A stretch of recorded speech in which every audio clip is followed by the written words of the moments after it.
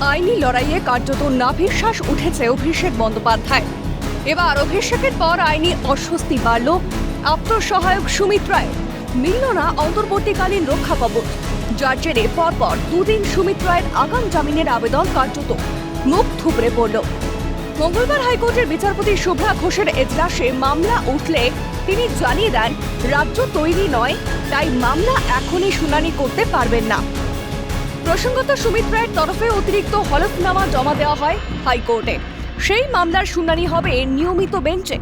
আদালতও বুঝে গেছে এরা অপরাধী। তীব্র কটাক্ষ রাহুল সিনহার। ব্যানার্জি এখন সবচেয়ে বড় বিপদে, ওর সাকরের তো আরো বিপদে থাকবেই।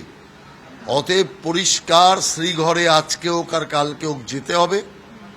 আদালতও বুঝে গেছে যে এরা অপরাধী, সেই কারণে আদালতও জামিন দিচ্ছে না। অভিষেক ব্যানার্জি বিদেশে পালানোর চেষ্টা করেছিল, সেখানেও আদালত বাদ সেধে দিয়েছে। অর্থাৎ সবাই বুঝে গেছে যে এরাই বাংলাকে লুট করেছে, এরাই বাংলাকে সবচেয়ে ক্ষতিগ্রস্ত করেছে। অতএব এদের সাজা হওয়ার দরকার। অন্যদিকে ক্রমশ আইনি চাপ বাড়ছে অভিষেক বন্দ্যোপাধ্যায়ের আত্মসহায়কের বিরুদ্ধে। নতুন করে এফআইআর দায়ের করা হয়েছে ডেবরা থানায়। মেদিনীপুর আদালতে গ্রেফতারি পরোয়ানা জারির পর তড়িঘড়ি হাইকোর্টের দ্বারস্থ হলেও শেষ রক্ষা হলো না। ফলে অভিষেক বন্দ্যোপাধ্যায়ের এক সময়ের ছায়ার সঙ্গীর ওপর গ্রেফতারির আশঙ্কা ঝুলেই থাকল।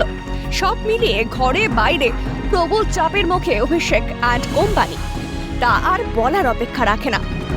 অভিরূপা হাজরার রিপোর্ট, কলকাতা নিউজ।